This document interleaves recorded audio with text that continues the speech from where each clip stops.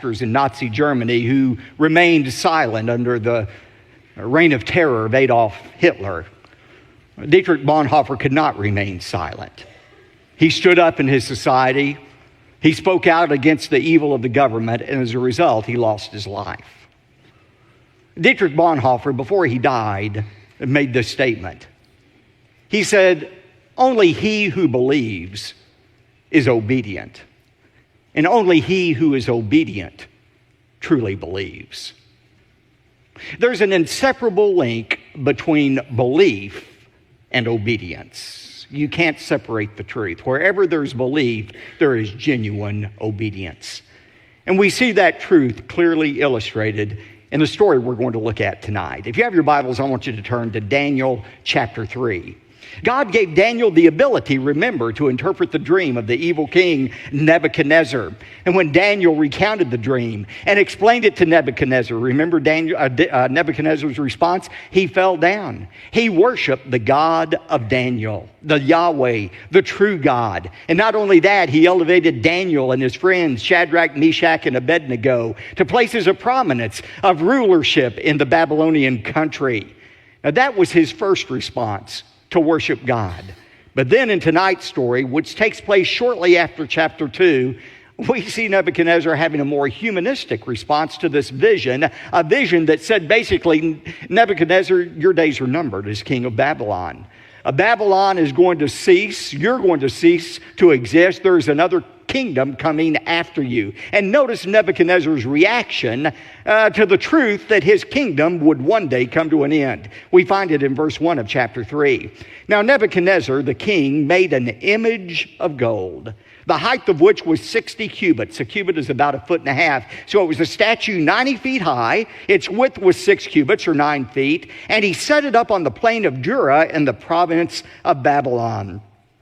As Nebuchadnezzar thought about this dream and thought about the end of his kingdom, he said, you know what? I'm going to do whatever I can to prevent the end of my kingdom. I'm going to take matters into my own hands. I'm going to see if I cannot somehow thwart the sovereign will of God. And Nebuchadnezzar's motivation in this was not religious or spiritual. He didn't want people to worship him as God. Instead, he wanted their political loyalty. He wanted people to bow down, kind of like saluting the flag, and pledge their allegiance to Nebuchadnezzar. That way, Nebuchadnezzar thought he could make sure that there was no rebellion against him that would cause him to lose the kingdom. Now, it's said that this statue, 90 feet high, 9 feet wide, was set up on the plain of Dura. Notice that in verse 1, the plain of Dura. Archaeologists have determined that this plain of Dura was 6 miles south of ancient Babylon. We were talking about archaeological evidence for the veracity of the Bible this morning. Some years ago, French archaeologist Julius Opère found on the plain of Dura a base, a large brick construction that was 45 square feet and 20 feet high that very well could have been the base of this great statue that was made of Nebuchadnezzar. Now, again, the reason for this statue was not spiritual, but political. Look at verse 2. Then Nebuchadnezzar, the king, sent word to assemble the officials of Babylon. That is, the satraps. They were kind of like city council members who governed over different provinces of Babylon. The prefects, the governors, the counselors. He brought them all up for the dedication of the image that Nebuchadnezzar had set up.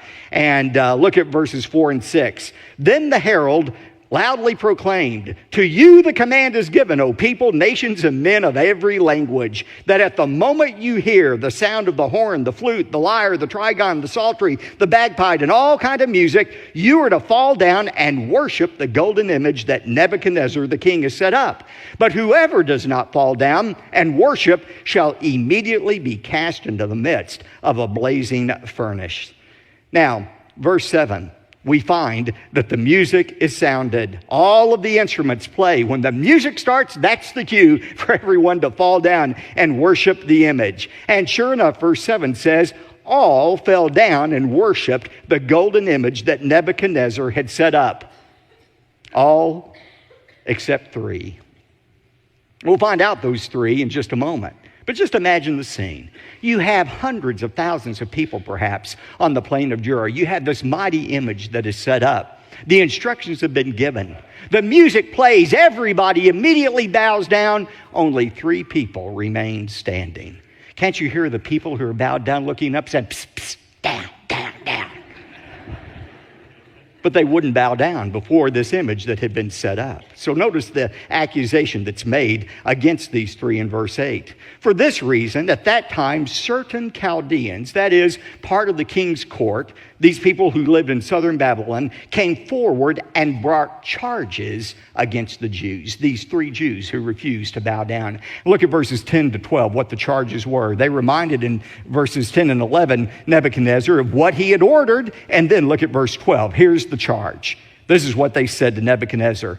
There are certain Jews whom you have appointed over the administration of the province of Babylon, namely Shadrach, Meshach, and Abednego. These, O king, have disregarded you. They do not serve your gods, and they do not worship the golden image that you have set up. And so, look at verse 13. Then Nebuchadnezzar, in rage and anger, gave orders to bring Shadrach, Meshach, and Abednego. Then these 3 were brought before the king. Now here's the natural question. Where in the world was Daniel during this time? Have you ever wondered that? Where was Daniel? After all, he's the one who had these guys promoted. He's the one who led them to obey God and not Nebuchadnezzar. Where was Daniel? This week, as I was preparing the message, I read all kinds of explanations about where Daniel was. Some people say, well, Daniel was now such a high-ranking official that for political reasons, he went ahead and bowed down before the image of Nebuchadnezzar. To him, it was no big deal. It was political and not spiritual. Now, that doesn't make any sense, especially given Daniel chapter 1 and how he wouldn't even eat the king's food. Another explanation is, well, maybe Daniel was ill on this particular day. Now, if I were choosing a day to call in sick to the office, this certainly would have been it.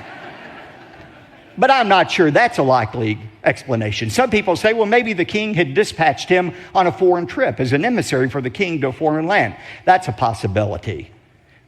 We don't know. That's the bottom line, where Daniel was. But some have suggested that it was not fair for Daniel to escape this test when his 3 friends were being tested in such a severe manner. And that's really not logical to say this isn't fair, because the fact is Daniel was about to be tested. He had already been tested in chapter 1, and the lion's den was waiting around the corner for him in chapter 6. But there's a very important point and principle for all of us here. All of us who are God's people are going to be tested, but we're not all tested in the same way. God's tests for us are not the same test. In 1 Peter 1:6, Peter said, in this you greatly rejoice, even though for a little while, if necessary, you have been distressed by various trials. That word various, poikolis, it's a word we get polka dot from. We are distressed by various tests. You're not going to escape testing in your life. If you're not in the middle of a test right now, either you've already come through one, you're in the middle of the one, or you're getting ready to enter a test. But God's plan for all of his children is to be tested, not to destroy our faith, but to strengthen our faith. Now, notice verse 14. Nebuchadnezzar responded and said to them, to Shadrach, Meshach, and Abednego, is it true that you do not serve my gods or worship the golden image that I have set up? He said, maybe you all misunderstood, so let's try this again. I know you're new to our country. Maybe you didn't understand exactly what was being said in Aramaic, so let's try this again. Now here's the command. When you hear the music play, you just fall down and everything will be okay. However, he says in verse 15, but if you do not worship, you will be immediately cast in the midst of a furnace of blazing fire. And what God is there who can deliver you out of my hands? You see, Nebuchadnezzar had already discovered there's a God who could reveal secrets. But he had not yet discovered that this same God is one who was able to deliver the Israelites out of Nebuchadnezzar's hands. Now, think about these Hebrew youth. And remember, teenagers, they were about your age. They were probably about 17 or 18 at this time that they were going through this test. Think about how they could have rationalized not obeying God's commands. They could have come up with all kinds of excuses not to bow down before the golden image. But they knew what God had said. In Exodus 20, God was very clear. Thou shalt have no other gods before me. Thou shalt not make unto thee any graven image. Thou shalt not bow down to them, nor serve them. Now, they could have come up with all kinds of rationalizations about why to bow down. They could have said to themselves, well, you know what? I'm going to bow on my knees, but I'm not going to bow in my heart. In my heart, I'll still worship the only true God. Or they could have said, well, you know what? It doesn't make any sense for us to die in the fiery furnace.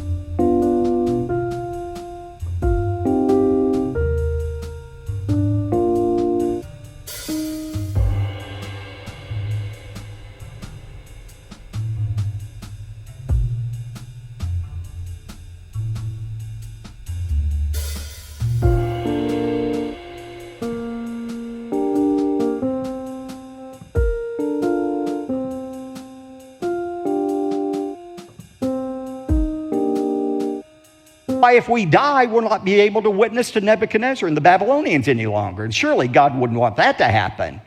They could have come up with all kinds of excuses for reasons not to obey God's command and bow down before the golden image. But notice what they said instead. Verses 16 to 18. These are some of my favorite verses in all of the Bible.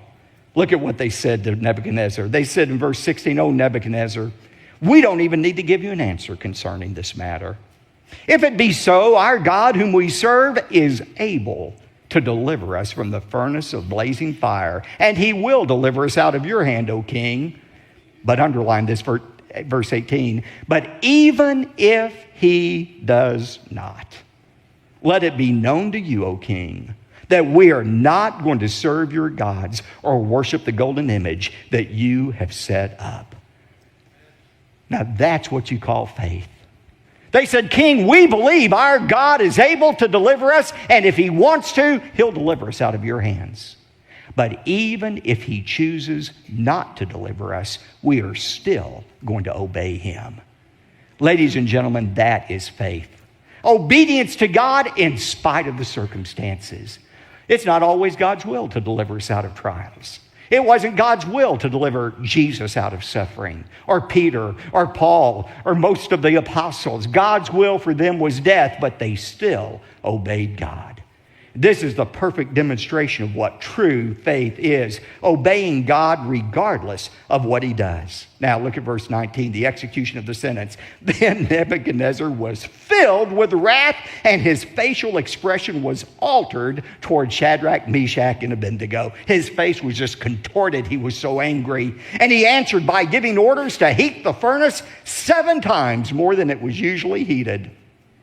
The Aramaic here means Nebuchadnezzar was as angry as he could have been under the circumstances. And his anger, like anger always does, caused him to do something very irrational.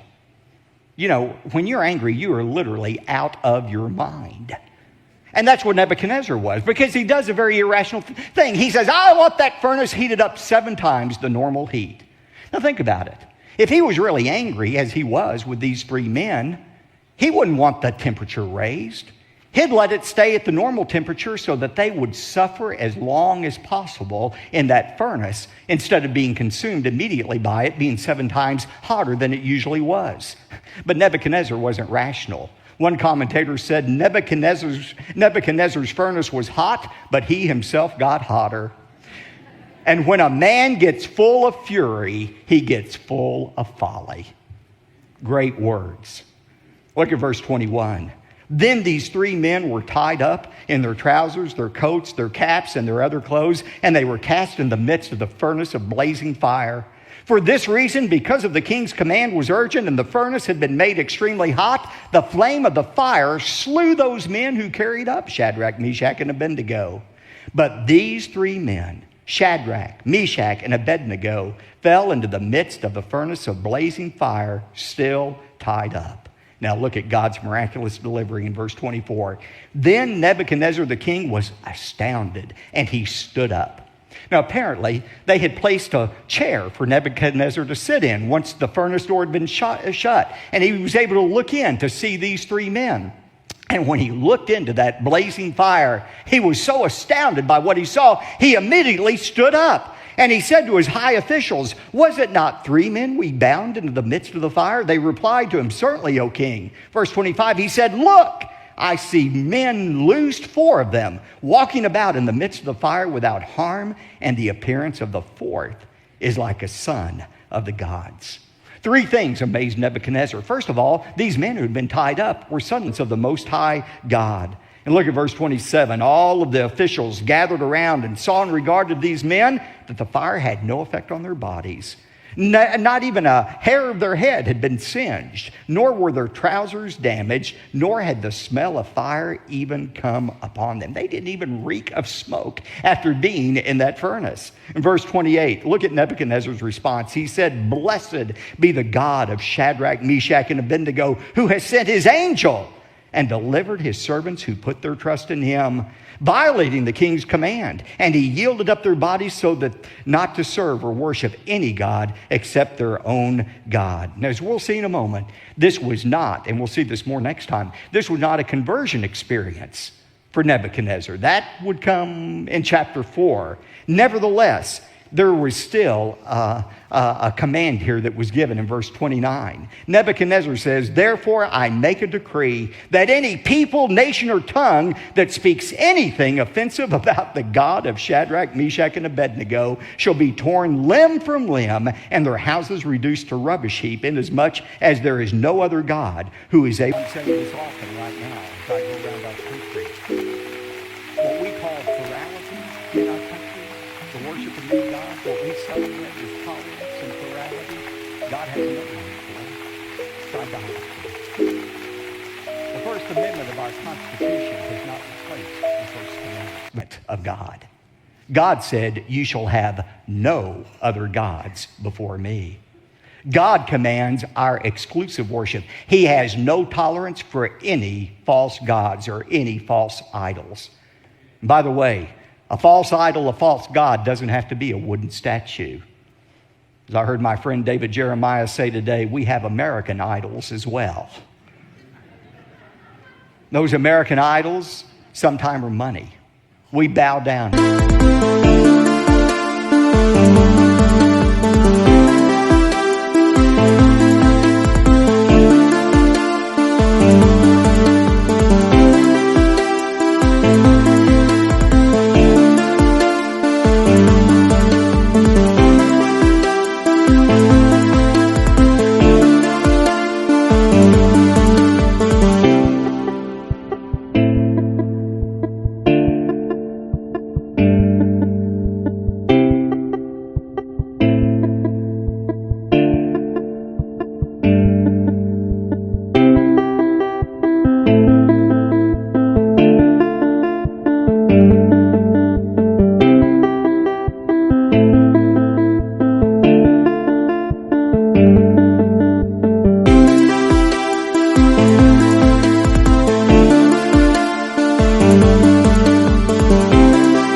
Money, we worship money. Sometimes it's pleasure, entertainment. Sometimes it's sports. Sometimes it's scholastic achievements. But God is a jealous God. He said, "You worship me exclusively." That's the kind of worship our God demands. Now, why is this story important? It's important for three significant reasons. First of all, this story sets the stage for Nebuchadnezzar's conversion in the most dramatic way we're going to see next time. But secondly, this story foreshadows God's protection of Israel. Just as God protected Shadrach will be eliminated before Israel is eliminated. You can rest assured, because Israel is God's nation, and Israel has the promise of God's protection. God protected them for 70 years during that Babylonian captivity, and He will protect them until the end of time. But the third truth that you see in the passage is this. This passage reminds us of the importance of unconditional faith and obedience. Remember, true faith is not believing God is going to do what we want Him to do. True faith is the resolve to obey God in spite of the circumstances. It's